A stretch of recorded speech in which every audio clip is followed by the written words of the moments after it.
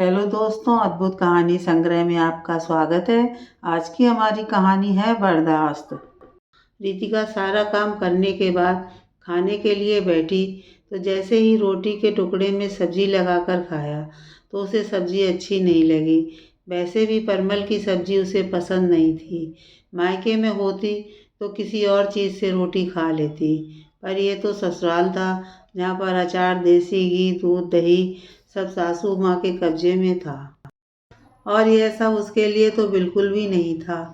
और तब भी उसे सुनाया जाता कि उसे तो यह सब मिल रहा है, आस पड़ोस की बहुओं को तो भरपेट भोजन भी नहीं मिलता है। वह संस्कार बस कुछ बोल नहीं पाती थी।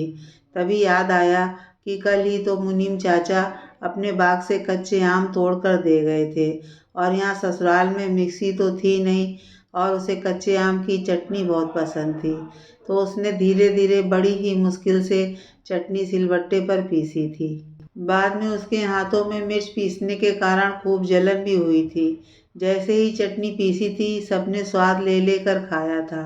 तभी याद करते हुए ताके की तरफ बढ़ गई और वह दीवार में बने ताके से चटनी की कटोरी निकाल कर ले आई और खाना खाने लगी। तभी सासू माँ आई और उसकी थाली की तरफ देखने लगी कि वह क्या क्या खा रही है। खाना खाकर वह बर्तन धोकर थोड़ा आराम करने चली गई। तभी कॉलेज से लौटकर देवर जी ने खाना मांगा तो सासू माँ की आवाज़ आई कि तेरी भाभी बहुत चटोरी है, सब चटनी खा गई।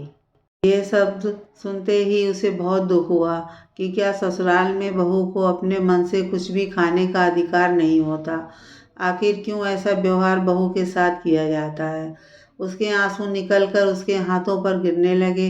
अपने आंचल से उसने आंसू पोंछ लिए, क्योंकि यहाँ पर तो कोई अपना था ही नहीं और जो अपना था वह तो शहर में पैसा कमाने के लिए नौकरी कर रहा था। बुआ जी, मुझे एक रोटी में घी लगाकर दे दो ना, मम्मी तो बर्तन मांज रही हैं। नंद ने रोटी में ऐसे ही नमक लगाकर पकड़ा दिया। बेटी रितिका के पास आई और बोली, मम्मी देखो ना, बुआ जी ने रोटी में घी नहीं लगाया। मुझे ये सूखी रोटी खाने में बिल्कुल भी अच्छी नहीं लग रही है।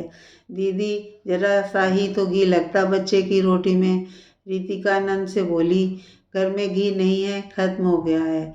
ये कहते हुए नंद रानी बाहर चली गईं। तभी शाम को नितिन, जो शहर में नौकरी करते थे और वहीं रहते थे, 15-20 दिन में ही गांव आते थे और उनके साथ बड़े नंदोई जी आए। रितिका ने खाना बनाया। जैसे ही रोटी सेकना शुरू किया कि नंद एक कटोरी में घी लेकर आ गई रोटी में घी लगाने के लिए। ये देखकर उसकी आंखों में आंसू आ गए। रात में उसने नितिन को अपना फैसला सुनाते हुए कहा कि अब मैं यहाँ बिल्कुल भी नहीं रहूँगी, और फिर सारी बातें बताईं।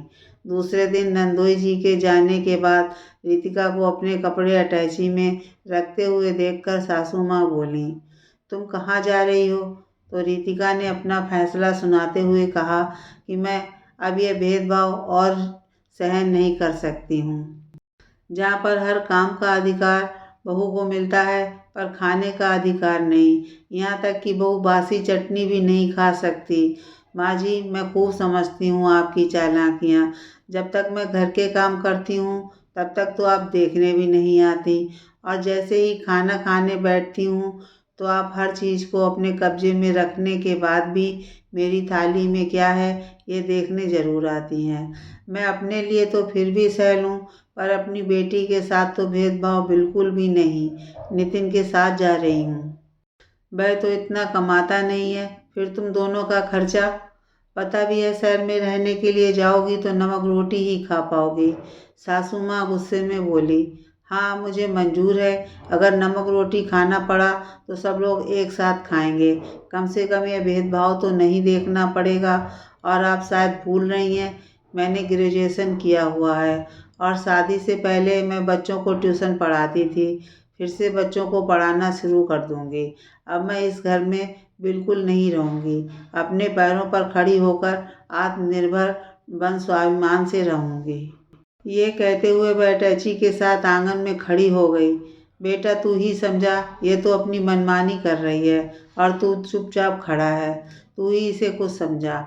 नहीं माँ, अब और नहीं। मैंने आपको बहुत समझाया, कि ऐसा व्यवहार रितिका के साथ मत करो, पर आप नहीं मानी।